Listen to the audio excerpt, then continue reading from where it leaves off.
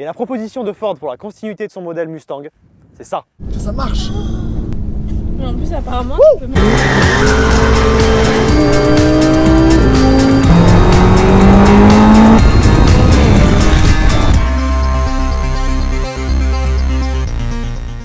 Salut à toi, j'espère que tu vas bien. On se retrouve aujourd'hui pour une nouvelle vidéo. Alors aujourd'hui, comme tu le vois juste à côté de moi, il y a une superbe Mustang de 1968. Alors la Mustang, qu'est-ce que c'est? La Mustang, c'est la sportive iconique américaine des années 60, la référence Ford au niveau des sportives. Donc comme tu le vois, c'est un look qui est assez élégant et assez racé, un bon gros V8 pour le son qui est sympa. Mais aujourd'hui, comme tu le sais, on est en 2022, les temps changent dans l'automobile.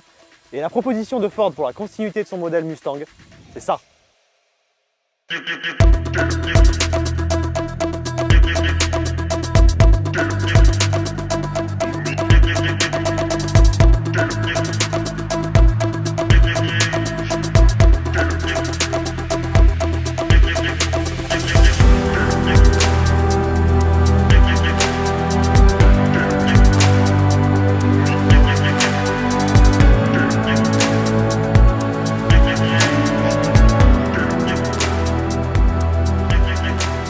Cette voiture nous est gentiment prêtée par EasyHome, notre partenaire sur cette vidéo. Comme tu le sais, EasyHome, c'est les installateurs de bornes de recharge électriques. Donc ils nous prêtent gentiment ce maquis qu'on va pouvoir essayer tout de suite en ville. Donc on va comparer l'autonomie, l'agrément de conduite.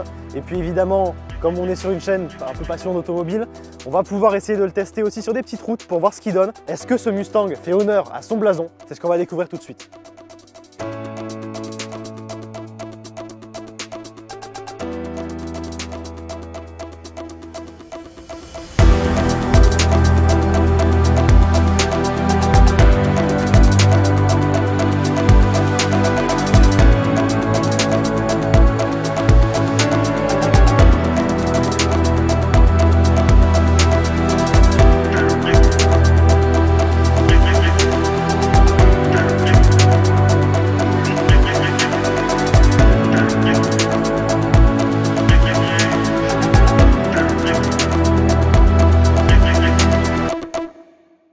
Bon, on se retrouve du coup avec ce temps pas particulièrement beau, avec ce sublime maquis. Donc comme tu le vois, il a le look qui est assez agressif à l'avant avec ses feux qui sont quand même très travaillés, c'est vraiment joli. La calandre qui est complètement pleine, vu que c'est une électrique, avec le logo Mustang, ça c'est plutôt pas mal. Les petites nervures sur le capot qui lui donnent encore une fois ce look assez agressif, assez énervé. Une fois qu'on passe sur le côté, on retrouve ces jantes qui sont donc chromées et noir, donc ça fait un coloris biton qui est vraiment pas mal. Alors une fois qu'on va un peu plus loin, on se retrouve ici avec cette inscription Mach-E 4X. 4X, c'est pour le fait que ce soit une 4 roues motrices, puisqu'on est sur le plus gros modèle du Mach-E, le 350 chevaux. Et tu verras que même avec ce temps, on arrive à quelque chose de vraiment sympa. Maintenant on passe à l'arrière. Tu vas voir qu'il y a quand même des évocations un peu plus prononcées de la Mustang classique, avec notamment ces 3 feux de chaque côté. Donc ces 3 feux avec cette petite bande lumineuse par contre qui a été ajoutée, qui donne du coup le look assez proche de la Mustang classique. Ici évidemment encore une fois le logo, la petite inscription AWD pour 4 roues motrices, all-wheel drive. Et l'arrière, je sais pas ce que t'en dis, mais je le trouve quand même pas mal. Je le trouve assez sportif aussi, assez évocateur de la Mustang historique, puisque on va dire c'est son héritière version moderne évidemment, puisque passage à l'électrique oblige. Allez, maintenant je pense qu'il est l'heure de présenter l'intérieur. En revanche, la différence se fait sentir, on rentre vraiment dans le monde de la technologie, mais c'est quand même plutôt bien fait. Tu vas voir ça tout de suite. Hop, allez.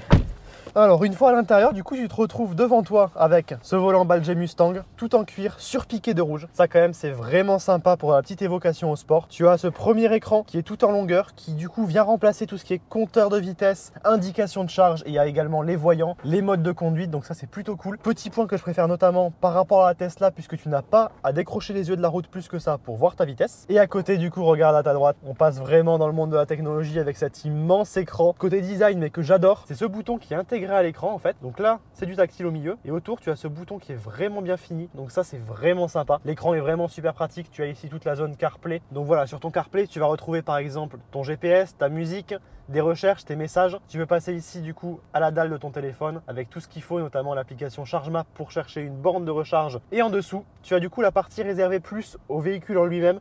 Donc ici tu as la climatisation, les sièges chauffants, le volume de la radio. Donc c'est vraiment sympa, il est vraiment bien exploité. Ici en haut tu retrouves un petit badge de la voiture où tu auras du coup tous les contrôles des modes de conduite, caméra parking, les réglages divers que tu peux avoir, ton niveau de charge également, Quand tu es en charge, il te dira à quel moment il aura fini de charger. Donc ça, franchement, c'est plutôt pas mal. D'ailleurs, en termes d'autonomie, on va faire un petit test juste après en roulant, puisque là, on est à 84%. On va essayer de parcourir quelques kilomètres dans toutes les conditions possibles. Donc une route de campagne comme ici, un petit peu même typé montagne d'ailleurs, une route de ville, et ensuite on verra combien il aura consommé. À savoir que sur ce modèle-ci, qui est la plus grande autonomie sur le Mach-E, il me semble, on arrive à une autonomie entre 400 et 500 km sur une utilisation mixte. Donc c'est quand même vraiment pas mal, il faut avouer. Après, la recharge sur prise maison est un peu longue. En revanche, si tu es passé par EasyHome pour prendre une petite borne de recharge, ça ira beaucoup plus vite, rassure-toi. Ici au centre, tu retrouves du coup ce bouton pour sélectionner les modes de conduite. Donc tu pourras le tourner, hop, ici pour sélectionner tes modes. Là, le frein à main.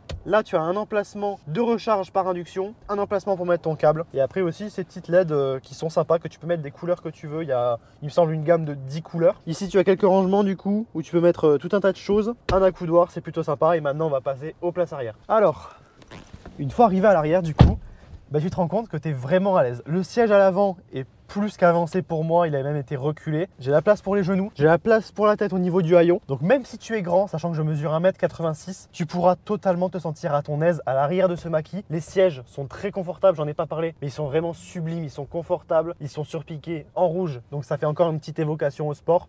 Honnêtement, très bon point pour ce Mach-E au niveau de l'habitabilité, de l'espace intérieur dont tu disposes, puisqu'il est vraiment confortable, vraiment spacieux. Après, en même temps, tu me diras, avec le gabarit de la voiture, il vaut mieux. Maintenant, ce que je te propose, c'est qu'on passe au coffre, puisqu'il y en a deux évidemment. Le premier à l'avant est plus réservé au câble, mais celui à l'arrière est vraiment intéressant. Alors du coup, au niveau de ce coffre, qui malheureusement est manuel, je trouve que même que pour le prix de la voiture, c'est un peu dommage. Tu retrouves par contre beaucoup d'espace. Des plaques EasyHome aussi, mais ça, ce n'est pas livré avec la voiture. Si en plus tu rabats les sièges à l'arrière, tu auras vraiment un espace de rangement qui est immense. Donc encore une fois, un très bon point pour ce Mach-E. En revanche, petit point par rapport au coffre à l'avant, tu retrouves un coffre qui est quand même assez petit et en plus de ça, qui est compartimenté. Donc ça pouvait être une bonne idée à la base.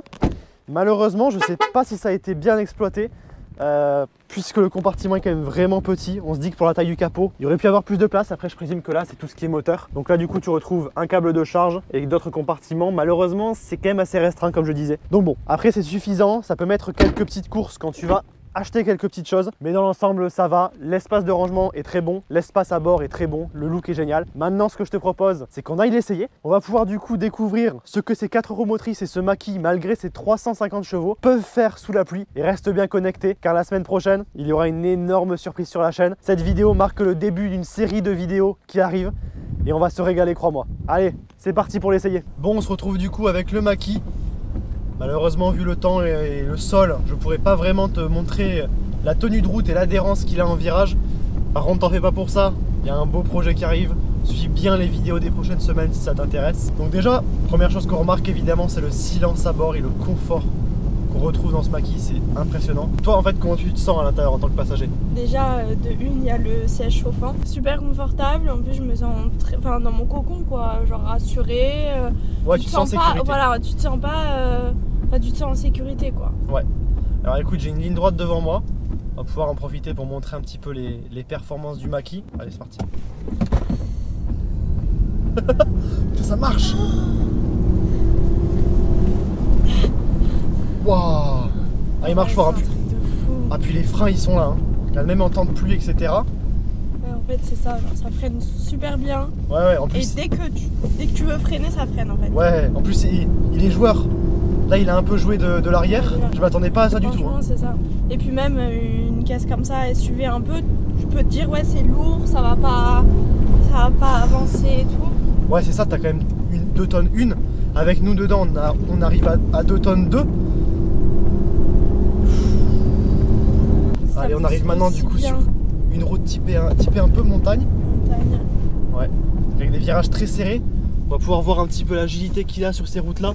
Bon, déjà, la garde au sol, évidemment, te permet de passer ces virages hauts assez facilement. Les feux LED, qui sont vraiment super, te permettent du coup, malgré la brume, d'y voir. Ah, puis il s'extrait entre les virages, le frein est super bon. Hop, on le sent bien, le volant, il est facile, mais tu as quand même un bon feeling de la route. L'agilité qu'il a, les reprises entre les virages. Et puis dans les virages, je suis surpris pareil du comportement, il fait oublier son poids en fait. Et toi, tu te sens comment quand tu conduis? Alors du coup moi en conducteur pareil, je me sens vachement en sécurité dedans. Il faut quand même apprivoiser le gabarit de la voiture qui est assez important. Ouais. Donc ça au début on a un peu de mal à s'habituer, mais faire après gaffe, quoi. ouais voilà, mais après on s'y fait. Alors là intéressant, du coup on arrive En ville. sur une route typée ouais, centre-ville, donc avec du pavé, des aspérités, et franchement les suspensions elles gomment super bien. Et puis écoute le silence.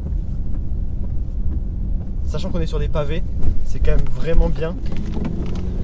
Je voulais parler, mais du coup tu m'as... Ici l'expression une accélération à couper le souffle prend tout son sens. Bon, ici sur ces routes détrempées, on garde quand même une voiture qui est stable avec les 4 roues motrices.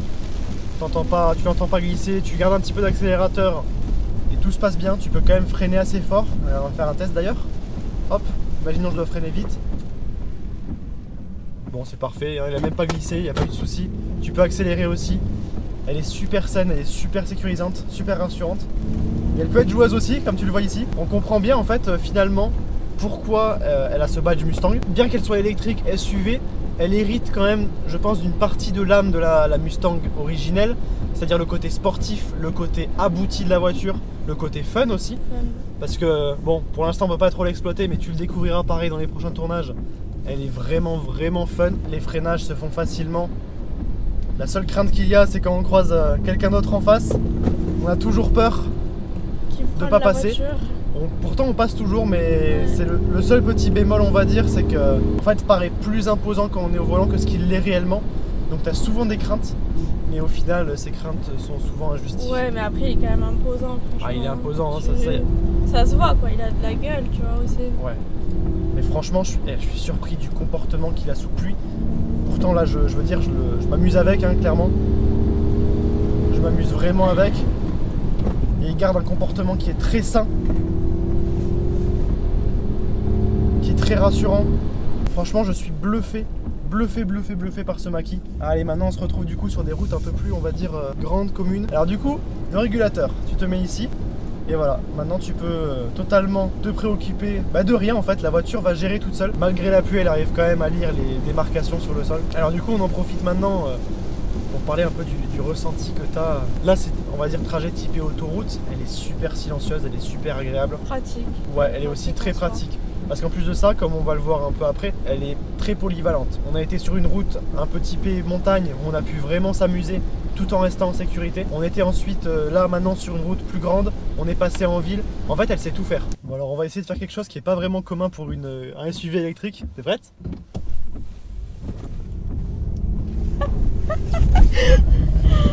Et voilà, c'est ça dont je te parlais quand je te disais qu'il était vraiment joueur, vraiment fun. T'attends pas ça d'un SUV électrique. Et franchement pour le passionné auto que je suis, ça me fait plaisir quand même qu'ils aient fait ça quoi.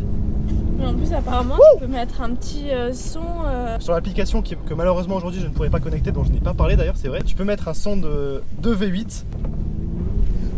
Oh. Tu peux mettre le son du modèle en V8.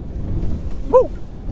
Et c'est des petits détails comme ça qui font que il est vraiment fun en fait ce Mach-E, ce SUV électrique.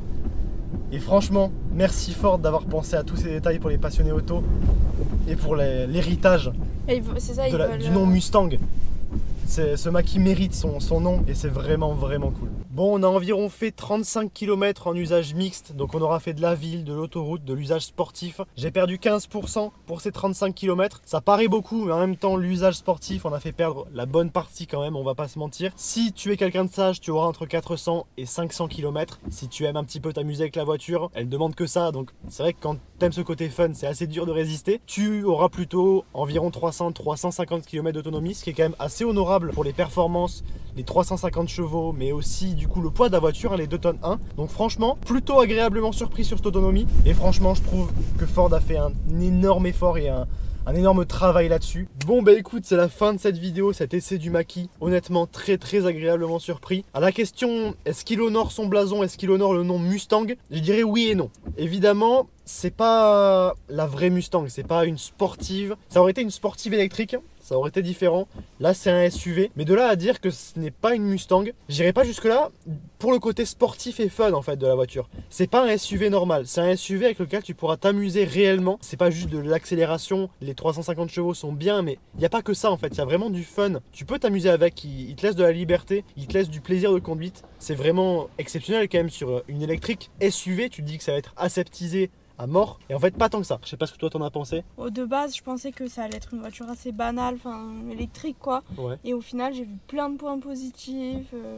Moi, j'ai adoré. Je la trouve. En plus, SUV, moi j'aime trop les SUV. Ouais. Donc, Je la trouve surprenante. Au niveau du look, du caractère, du comportement de conduite, je la trouve très surprenante. Et en plus de ça, tu retrouves les qualités d'un SUV, le confort, la possibilité aussi de faire du off-road. Tu n'iras pas sur du gros franchissement comme le Raptor que j'ai essayé il y a pas très longtemps, mais c'est quand même plutôt pas mal, je pense. Donc écoute, encore une fois, merci à EasyHome d'avoir permis d'essayer cette voiture. C'est mon partenaire pour cette vidéo. Ils installent des bornes de recharge pour les voitures électriques. Donc si tu comptes acheter une électrique ou que tu recherches une borne, tu peux totalement leur faire confiance. Le site est dans la description. Et pour ce qui suit la semaine prochaine et les prochaines semaines, puisque c'est une série de vidéos comme je l'ai dit au début qui démarre, et tu vas voir, tu vas pas être déçu. C'est vraiment une première pour moi dans ce style de vidéo. Si c'est pas encore fait, abonne-toi et active la cloche des notifications, tu ne seras pas déçu. Donc écoute, j'espère que la vidéo t'a plu. Si c'est le cas, comme je viens de le dire, n'oublie pas de t'abonner. Abonne-toi également à mon Instagram et à mon TikTok, AlexGary002. Et puis moi, je te dis à très bientôt pour une nouvelle vidéo avec ce maquis. Allez, ciao!